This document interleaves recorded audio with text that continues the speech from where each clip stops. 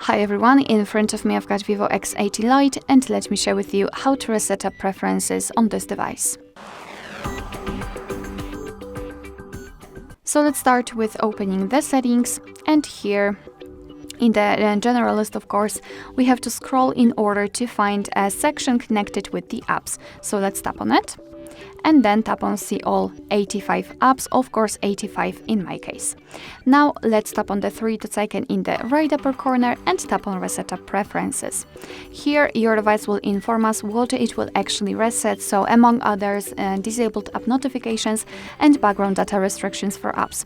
Of course, no worries, you won't lose any app data, so simply tap on reset apps and basically this is it. So thank you so much for watching. I hope that this video was helpful, and if it was, please hit the subscribe button and leave the thumbs up.